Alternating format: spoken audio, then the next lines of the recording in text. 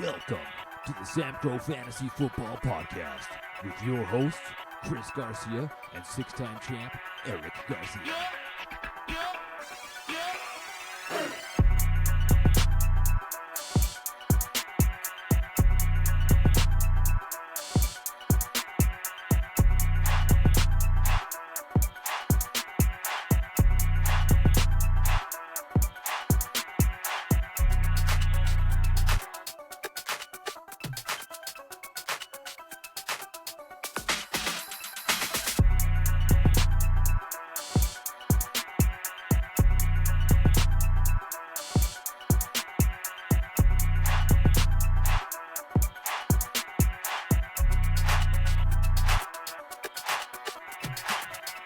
What's up? What's up? What's up? Oh, what's up? Lupe in the house. Say hello, Lupe. Hello. Hello, All right. Tika G, soccer phenomenon, Ronaldo 2.0. Here we go. Puta Barca. Lupe making a guest appearance on the pod. She's been wanting to be on for like a year. So I told her she can come on for the what's up. So another What's up? week. What's up? We're back. Week 2 in the books. I think we can call this one the week of the injury. Oh, the beginning of the end. We got broken fibulas, broken chests, we got broken dreams and broken hearts. We got all kinds of stuff. Not good. Not a good week for lots of us. Just when you think you escaped injuries, it was the practices that screwed everybody up. Well, let's get into it.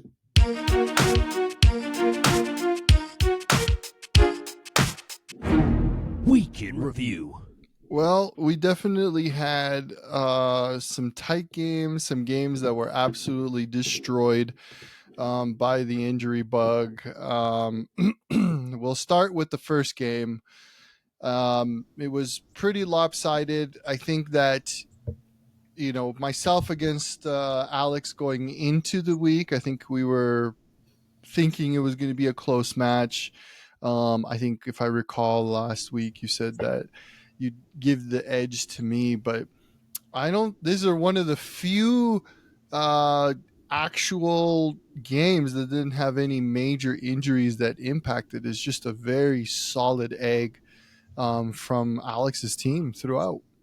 Yeah, I mean, no major impacts outside of the fact that Justin Jefferson, came out of the game early with what looked to be a really bad injury, but it's starting to sound like it's not too bad. But I did tell you, yes, that you would win, that you would have the edge. And I also said Derek Carr was going to get his ass whooped, but it happened to be that Dallas got their ass whooped by Derek Carr.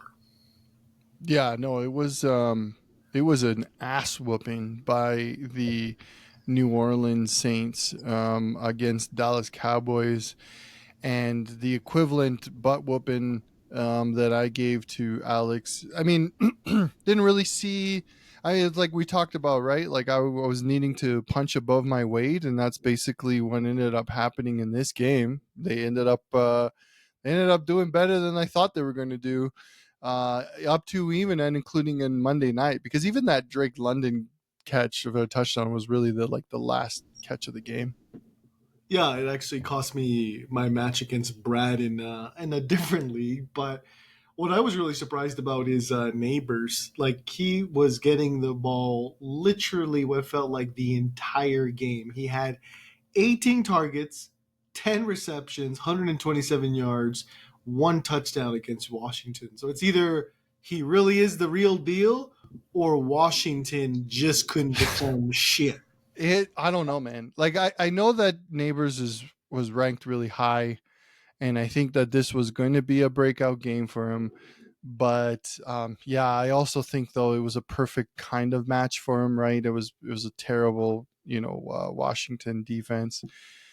On the other side, though, man, I really feel for Alex, Tank Dell, Michael Pittman. I mean, Michael Pittman continues to be solidly underperforming just because Anthony Richardson is not a good quarterback. he's a good fantasy quarterback, but just not a real quarterback. Yeah. He's a runner, right? He's a runner. He's a running quarterback. He can throw it 70 yards or he can run it 70 yards, but he can't pitch it 0.70 yards. Like he doesn't do any of that. Well, all his wide receivers are underachieving, and I think the worst one of them all is Jamar Chase. Like, this guy was crying like, I don't want to swear on this podcast anymore, but he's crying about his contract and blah, blah, blah. But the dude is playing like a wide receiver 58 because, you don't have T. Higgins as well, right? There's no competition about like who's going to get the ball. And it's not like, I was watching the game, it's not like they were like double teaming him, triple teaming in any way. So I'm actually more concerned about what's going on with Chase. And it just happens to be that all his wide receivers, Alex, are really crap in the bed. Yeah, didn't help that Joe Mixon kind of came out. Actually, I stand corrected. Joe Mixon did have an injury that I think forced him out of that game. With 9 carries. I didn't see the game, so 9 carries, 25 yards. Sounded like he came out. Yeah, he only played 47% of the snaps, so I'm assuming he got. And I'm pretty sure it was. I thought it was fourth quarter, but it could have been late third quarter. Right. All right, moving on to 6-time champion versus Los Cornudos. I'm gonna scroll here, and this was the game. This was the game that I was going to talk about actually. So number one, you absolutely massacred Brad, but last week we sort of started coming up with a particular narrative that was hidden because of the win, but we were like, okay, what's going to happen when those wide receivers from Brad either A, start to show the chinks in the armor, or B, maybe they were better than we thought they were and we should give him a little bit more credit. And it turned out to be the exact thing that we were fearing. Garrett Wilson, Christian Kirk, and whatever K. Shahiri, probably Tupac Shakur, they just ain't going to cut it as a wide receiver core for the whole year. Like, it's just not going to happen. And it rightfully didn't happen. And that was the pivotal issue for Brad this week. Now, that doesn't explain 104 because everybody else trashed. And if your number one pick, Josh Allen, gets 10 points on a game that you won 31-10, well, that sucks already. But man, it did not help that his wide receivers didn't do jack shit. Yeah, he lost the game on Thursday, basically, when he had Josh Allen, Tupac Shakur, and I thought he had a Miami player in there as well. But when they combined for a total of, I think it was 20 points, I was like, oh, this is good news for me. But yeah, dude, just fantasy players in general have been so unpredictable this year. Like, it's hard to determine, are they going to continuously be as trash as they are today in the first 2 weeks, or will they light it up? My big concern for him is people like Garrett Wilson not doing well and DJ Moore not doing well. He had also drafted Keenan Allen, who's been on the injured reserve list, or at least PUP list, physically unable to perform list. So it's kind of like, I don't know, man. Brad's team, like I said last week, ain't scaring nobody. Yeah. Who is scaring, and I stand fully corrected on Alvin Kamara. Oh my God, he was looking like that. Remember that 6 touchdown Alvin Kamara when Christmas Day, 2020, I think it was. Oh my God! Now it didn't help that Dallas Cowboys are just utter horrible trash, garbage, freaking dump, middle of Gaza rubble. Just Hezbollah bullshit. Like that's a pod for another. That's a but I mean, like, listen, Jalen Hurts, Jonathan Taylor, Alvin Kamara, Deebo Samuel. These are players that, man, they're scary. Now, I don't know. You got a little D on Connor, my boy. He's been just as good as Kamara. Of course, he hasn't had these big games like Kamara, but he's good for 20. He's good for 20. James Conner. He's still doing it. I was wondering when he's gonna stop. Like when is Jesus gonna finally say you're done? But apparently that man, Saved his him from faith cancer. in God. Come on, man. Yeah, saved him from cancer. What makes you sure he can't score touchdowns? Zay Flowers finally got some attention from Lamar Jackson.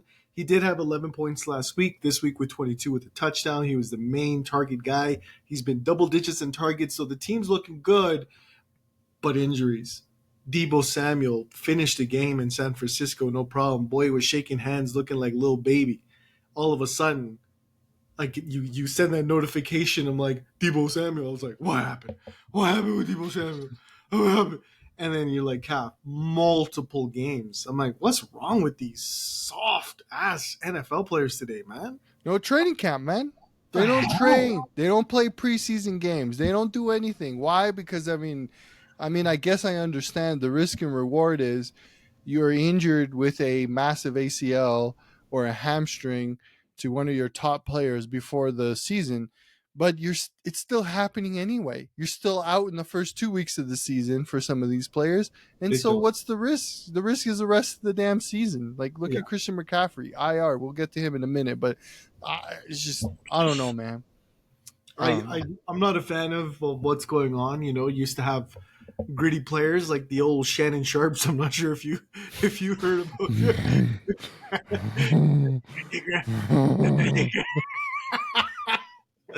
Oh, Shannon. Speaking of Shannon, that is some funny stuff, Chris. I'm not sure if you looked at his podcast, the nightcap, the night of that nightcap podcast.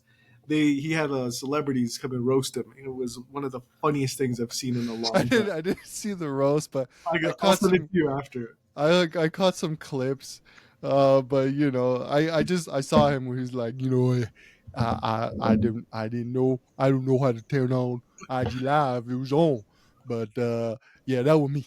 Yeah, that was me. they wouldn't know that was me. I was embarrassed. Do you know like I could understand like a phone call being like accidental pocket dial, but like how do you go to open up the Instagram app, go to start live, confirm to start live, by the way, all of those steps? I don't get it, but it was hilarious. But speaking of, again, nitty gritty players like that of the past, man, that could do 18 games no problem. Now 18 games and good luck. keep her wife satisfied. Those men are just not there. I mean, you got Caleb Williams motherfuckers out there. Yeah. You know, one thing that I will concern is for you is, you know, high pick. Travis Kelce, 1.6 points. Yeah. I mean, I think that dude is looking at his pocketbook outside of the NFL. Yeah. Because he's making money everywhere, man. That's the thing, man. It's Taylor Swift has become a complete distraction for this bum, acting like he's never had a girlfriend before or something. But it's okay. I think with Pacheco just shattering his leg yesterday or this week will allow for maybe more targets in the passing, specifically tight end. So I was about to make a trade with Blake. Not really was going to, but I offered Travis Kelce to him, and he said, But then I was like, wait a second, never mind, because he might get more targets this week. But the team is running full cylinders. Brad's team, again, I don't imagine Josh Allen getting 10 points again. And then again, you never know. Derrick Henry found the touchdown zone again. It's just going to be his wide receivers, man. We know that Saquon Barkley and Henry are going to do their thing, and Josh Allen will do his thing. But it's the rest of the team that needs to step up. Yeah. One last comment. God bless the drop from Saquon Barkley. Oh, that was so wonderful to watch Nick Sirianni just choke that with his play call, with everything. And I know that if it would have worked, it would have been great. And it was literally like, who isn't going to bet that Saquon makes that catch? But goodness gracious, it was so great. Since the Cowboys are so trash, watching a Philly loss is just as good as watching a Cowboys win, because they both come very rare. Heartbreaking loss too. It was like literally the last minute of the game. And the way the defense played with their helmets backwards and then just like let 60 yards in 2 seconds. Oh, it was awesome. They said one last thing about Barkley. They said he could get out of the Giants, but the Giants will never leave him. Speaking of getting absolutely destroyed, 225 to 118. Ouch. Oh, Lord almighty. Now, I'm going to start with the obvious. Rob, last year you suffered next to no injuries. Your Zero. team was on fire. Mostarat was getting 20 touchdowns. The guy who was injured all of his career comes into your team, barely gets injured, continues to hit. You are firing on all cylinders. But guess what, my friend?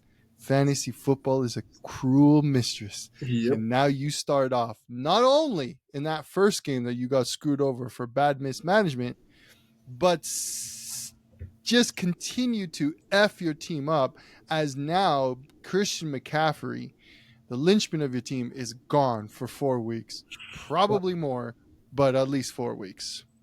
Yep. Cooper Kupp is next on the list of going away, and I was just calling him to be the savior of Rome, basically. So that sucks to see. But it's just, again, it goes to what we were just talking about. These players and the lack of training camp and the lack of how they're taking care of them. If you look at Cooper Kupp outside of football, this guy looks like he works at a grocery store, man. Like, he doesn't look like the most muscular and athletic person in the world. What happened to those days of, like, white boys used to being super ripped and just big old Stone Cold Steve Austin looking ass dudes? That's not the case anymore. So here we are again. Cooper Kupp going into IR. It's now completely the opposite of what I said last week. We're going to have to start thinking that this dude is washed because he can't even stay healthy. When he is healthy, top 5, and he just can't anymore. It's been 3 seasons in a row. But let's go back to giving the flowers to Mr. Human Calculator himself, Kibbles and Bix. Allen, once again, drafts a great, wonderful team. But this isn't nothing new to us. We know Allen can draft a team. We know Allen can do all the mighty things in a regular season. He just chokes it against me in the finals practically every year.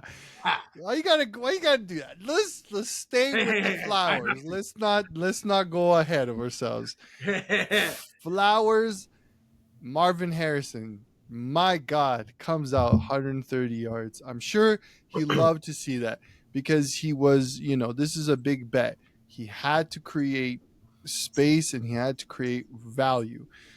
Anthony Richardson didn't have a great game. It was always going to be a tough game on the road to Green Bay, though, like, to be fair. But he didn't have a great fantasy football game. But Achane was amazing.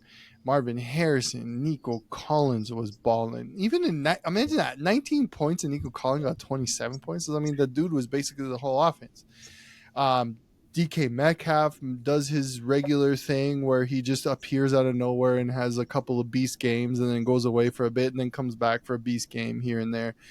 Charbonnet was a great call. Yep. Godwin, was a great call. He was actually a DFS call too. Yep. Kyler Murray, man, like this dude doing it on the ground and in the air. Like the team is rolling. That is where Allen really shut my mouth, was Kyler Murray. Holy crap. Watching that game against the Rams looked like the Bishop McNally Rams. You know what I mean? It was awful the way that they treated those poor LA Rams. It was bad, Chris. I think it was like Timberwolves or something. Something like that. But you get my point that Kyler Murray was the real deal that game. And just the lineup's looking sharp. He has the opposite problem that Brad has. His wide receivers are all running at full capacity, man. They're all getting those numbers. Harrison finally gets to look like his dad. It's a dangerous team. Is the most dangerous team in our league right now. And he had to really count on that performance from the wide receivers because he's playing a little hero ball with the running backs, with Achane, and everybody else kind of filling in when they can. He got Charbonnet, which was great from a spot start perspective. And that will be his weak part. Like, quote me right now. Everybody else is doing their part, but the running backs is going to catch up to Allen. I'm predicting this now. If you think about what he has right now, Achane, amazing draft pick, but I have a feeling he's going to have a hamstring injury for about 3 to 5 weeks. Yeah, I mean, Achane is not is not immune to injuries. He's a small back. They run these backs, and especially with what's going on now with the Tua on IR, everyone's going to know they're going to run because it ain't like you're going to throw. Yep. So they're going to have to figure out gadget plays in the back with Tyreek and, use the speed. So Yep. they'll still figure it out, but it won't be as impactful as when you have Tua, because Tua can stretch the field. So Yeah, and then you have Spears, who again, Tony Pollard's taking most of the carries, and then he has what's his face? He has Zach Charbonnet. He's only filling in while Kenneth Walker gets healthy again, and we know that when Kenneth Walker gets in, Zach literally will get 5 carries a game. His weak part will be the running back down the road. And guess what, Alan? I'll see you week 5, sucker. To close off on Rob, sorry, bro. That's just the way fantasy works sometimes. Sometimes you are riding high and it seems like the gods are in your favor. But then when the gods are not in your favor, this is what happens. Welcome to fantasy football. It's looking like the Baltimore Ravens with those 0-2. All right, getting to a couple of the co-game of the week. Speaking of massive injury, we already kind of spoke about Tua in the last pod because we were doing it after the Thursday night, but today we're doing it before the Thursday night. Leiden strikes again, baby. Leiden strikes again. It's like, come on, man. Like, this is no longer. Hold on, we gotta speak on this for a second. Like, I know that for years it was a joke, right? They're like, oh, Leiden's gonna get them injured, and even till last year, I kind of was like, oh shit, like, yeah, you're a lot of star players that this guy drafts gets injured, but bro, come on. Now, this is a cheap shot. No pun intended with Tua. This guy can't handle one shot. But, this guy does get injured a lot. And he technically has one injury he always gets, and that's the concussion. So it was like a 70% chance. But it just happened to be. Still, it was the type of concussion, too. Like, I understand maybe if it got tossed around by a 300-pound defensive lineman, but he ran into. It's the way the concussion happened. He ran into Damar Hamlin, the dude who almost died last year. You know what I'm saying? It's just like, those are the circumstances that surround Leiden. He gets the freak stuff that happens to him. It's a thing. It's real. He is a curse. An unstoppable force meeting an unmovable object. He is a freaking curse. It's impossible. It's impossible to deny it now. He needs to stop playing fantasy football for the sake of everybody. Leiden, if you're hearing this, trade me Tyreek Hill. Trade me Breece Hall. Bag of chips, man. I got you. Ruffles. Blaze. Speaking of bag of chips, Pickens and Ayuk probably ate a bag of chips before. Just absolutely shit the bed for Leiden. Aaron Jones didn't have as good of a game, which I also think he picked up an injury too. He came off. I think he came off, or was he benched after the fumble? I didn't watch that game either. No, he was injured. He came off. I think it was a hip injury that was sidelined him. But at that point on, that defense, Brian Flores and the Vikings defense was just amazing. They had it really in control. But man, I just don't know what to tell about Leiden. Like, he drafts Breece Hall, really good. Tyreek, George Kittle's doing good. Aaron Jones. It's like the team can be good, but it just cannot. It's a very similar problem that Alex has. It's like you could draft pretty good players, but man, for some reason, when you put this like cocktail of players together on their teams, they never perform, man. Yeah, this was definitely a winnable game for Leiden, and the big failure was like that Tua Hill stack, right? Like, right. And nobody could have predicted that, because on one hand, yes, obviously Tua is directly impacted by that, but that also drops the value of Tyreek Hill in that game, because then they couldn't do anything and they were always behind, and then Skylar Thompson comes in and that guy is as good as Danucci from the Cowboys. Yeah, Danucci. He reminds me of him too. That's perfect. Yeah, it was so bad. But you know what? Who doesn't care about what happened on Lion's side? Steelers. Joe Burrow, that was a great game. Everyone commented. I didn't watch it. It was a great game though. Cook had a like what 2 touchdowns in the first half. Like I think he was like 3 touchdowns in the first half. He didn't do anything after that. It was great. Amon-Ra St. Brown did what he had to do.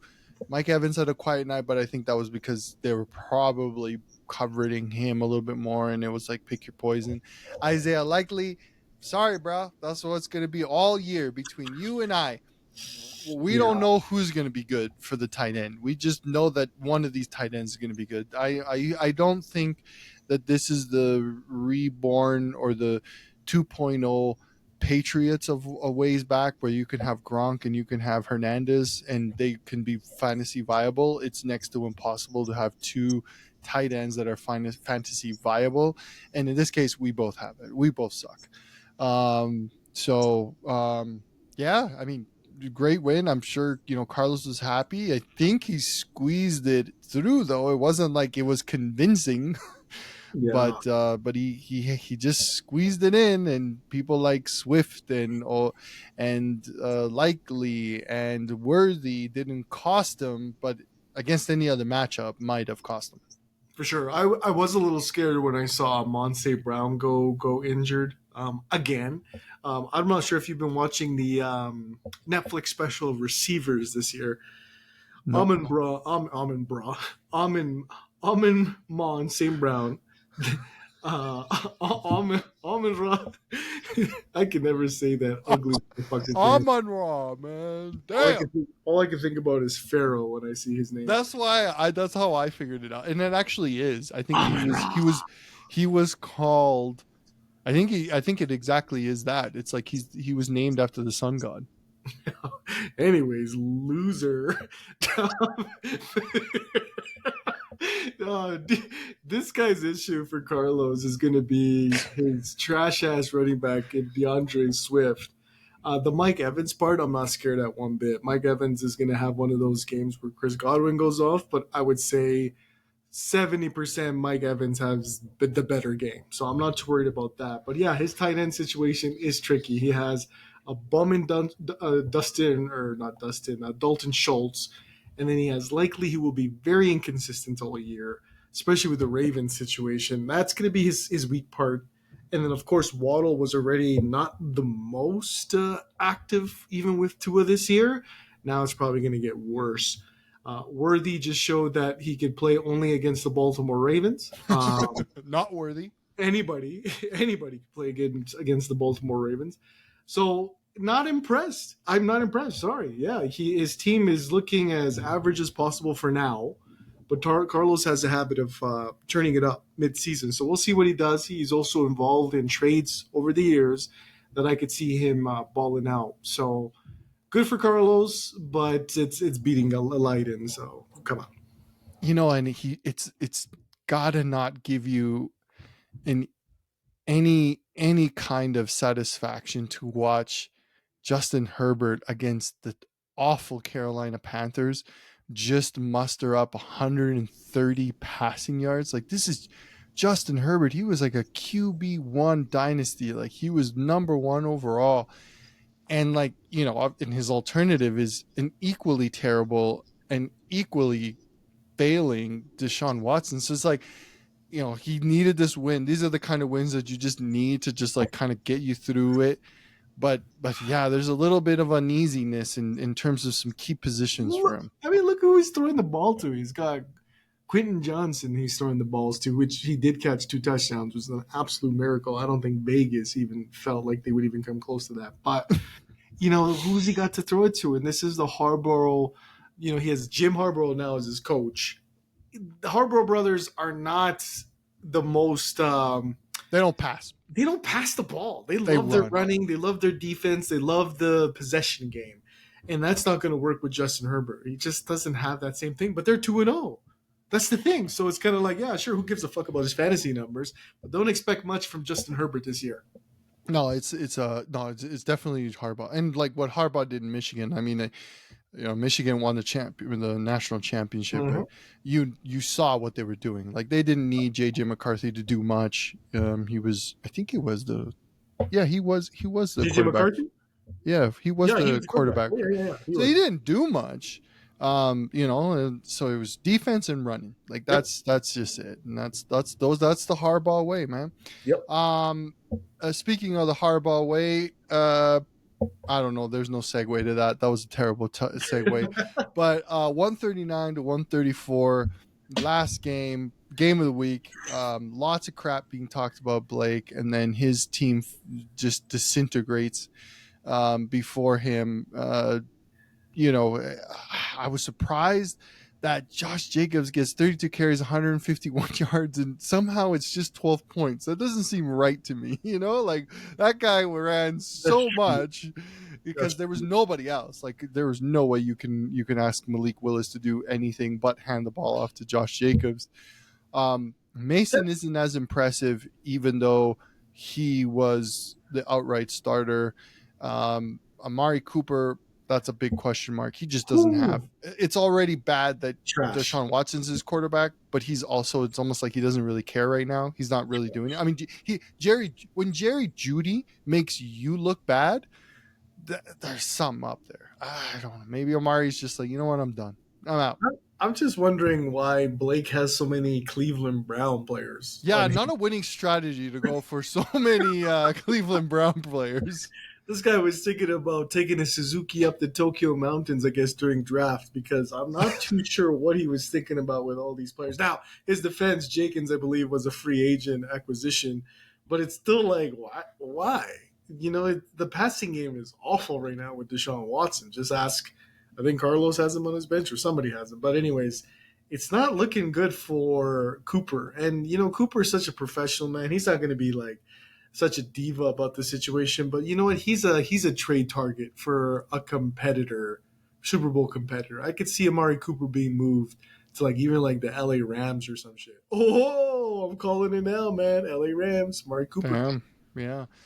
Even with the terrible game, CeeDee Lamb is obviously the linchpin of his whole team.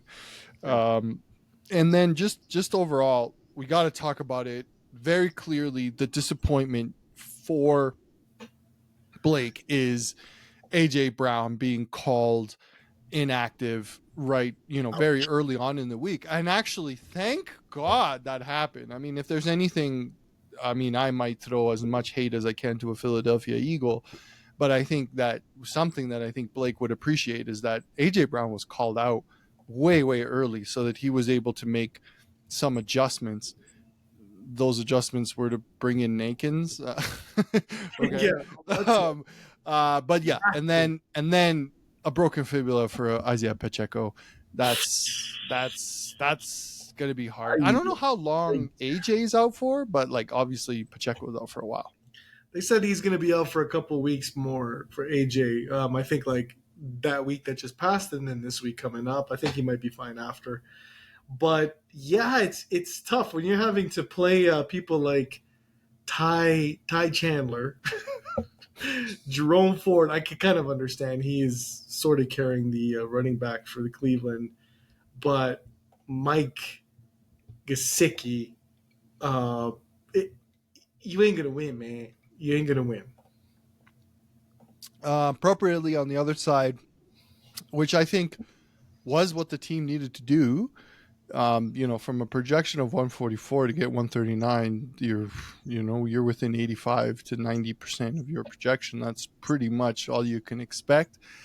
And so that team just kind of performed.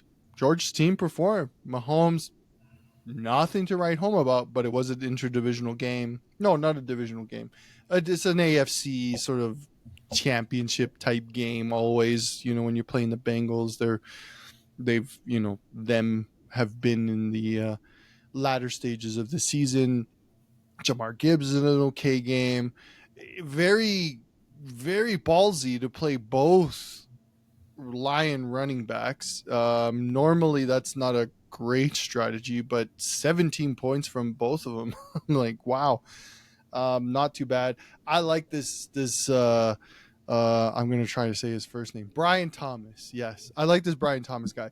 You know what? Actually, there was a fail on my part. There was a moment where I was trying to change the timer and I accidentally hit a CPU auto pick for for George when he was like, helping his man. Yeah. So I was like, I went to go reset the timer and I hit the auto pick and it picked Brian Johnson. And I'm like, nobody knows who that guy is. He's going to be on my team. And then the freaking computer auto picked him. And then like went for the full time the next pick. I don't even know who he got it, but he got this player because of my mistake. And I wasn't going to reverse it because then if I got him, it would look like I, That's did hilarious. something.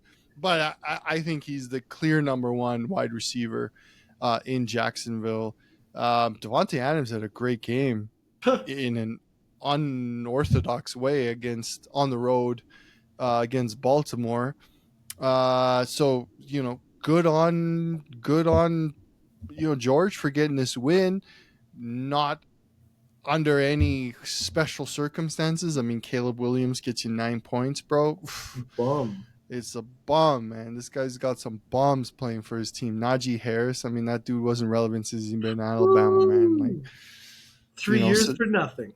Yeah. So, I think he's another player in this week that can feel fortunate to come out of this win, because I don't think at the beginning of this week, we would have thought not Leiden. I'm staring at Blake's name, 2024 Leiden.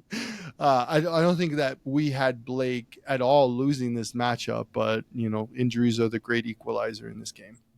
Yeah, I think for Georgia's team, the actual positive around what he could do is actually gambling to use the 2 running backs for Detroit. He wanted to offload Monty so bad, but they are so evenly carried and they're just so efficient with their carries that I think you should just start them. And then with Brian Thomas coming in as like you said, a young bright spot, I think he's looking sharp. Of course, Adams is going to be the GOAT of wide receivers until he retires.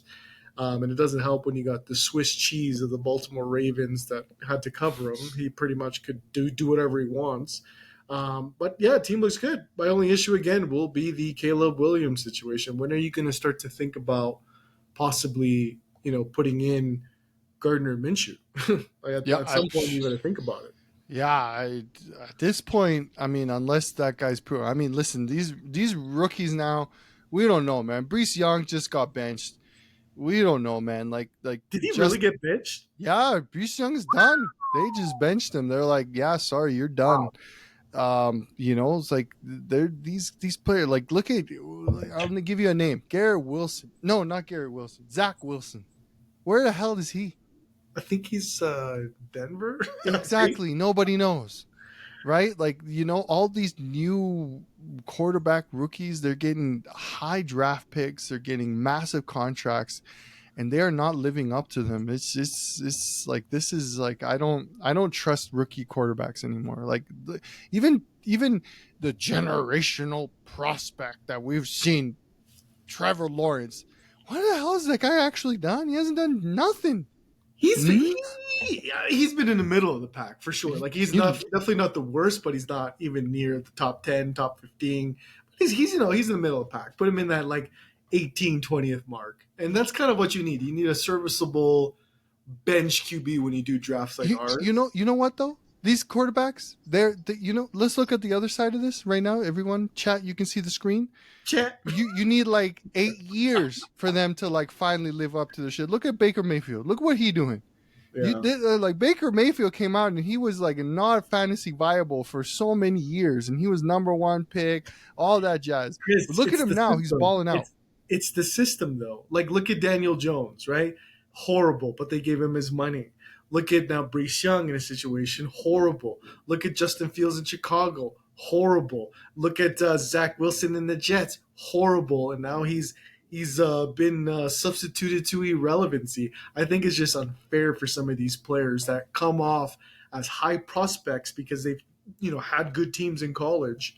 But the problem is that it's so hard to translate in the NFL. Totally. When the team is absolutely garbage. Carolina Panthers are probably 1 or 2 seasons away, if they keep this up, to be sold to a different city because of how bad it is. They should be playing in the MAC or like Pac-12, the disintegrated Pac-12. They shouldn't be an NFL franchise. Like, it's disgusting. Send them to Toronto, man. Disgusting. Toronto Panthers.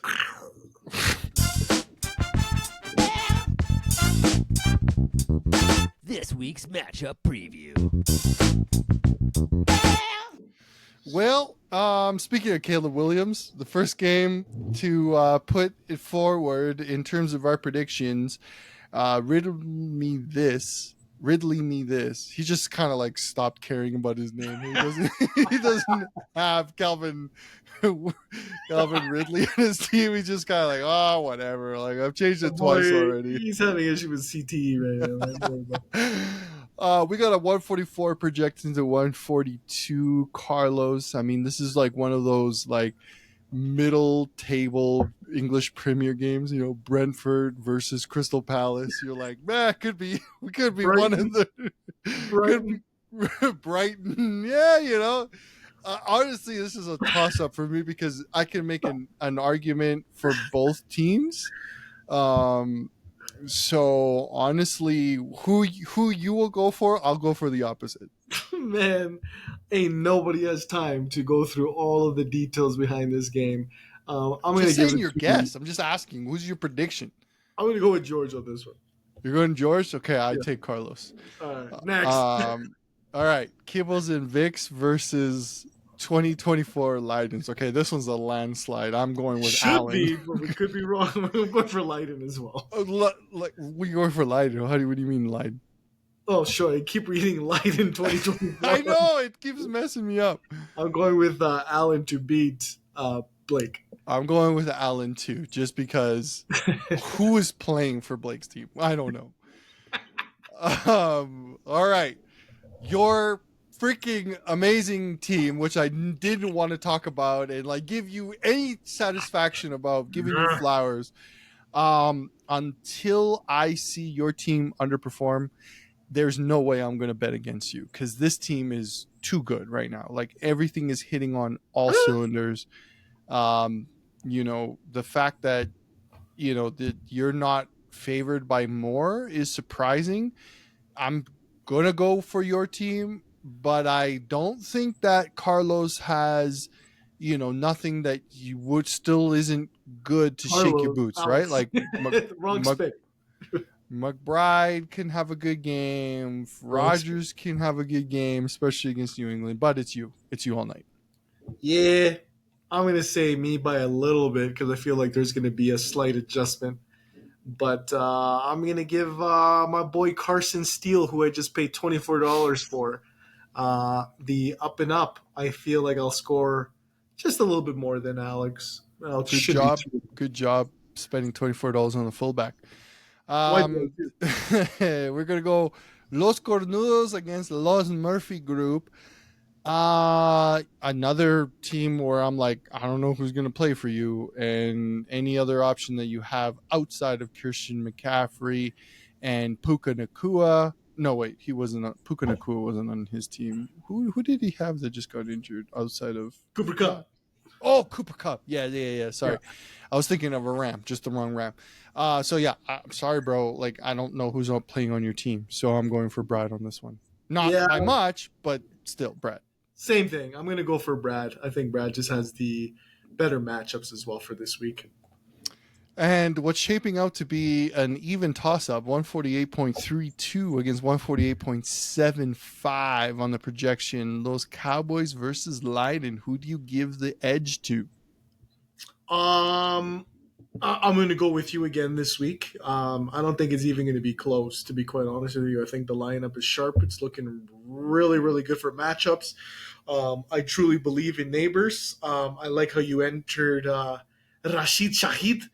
This guy is he's a fastball guy. He catches them shits and go for 90 2 weeks in a row. He'll probably do it for 3 weeks. Derek Carr, he's going to Philly. Oh, no. They're playing in New Orleans, so that'll be different. I just don't believe in Leiden's team at the moment. Until proven otherwise, you should have the win. All right. So that's what the next week is going to look like. We'll see if we're wrong or we're right. Outside of that, that's it from me. Anything else from you, Puto? I just remembered last week I did say that be prepared for the injuries. Remember that shit? I said it last week, and I was right. I totally forgot. So this week, no different. Prepare for some more fuckery.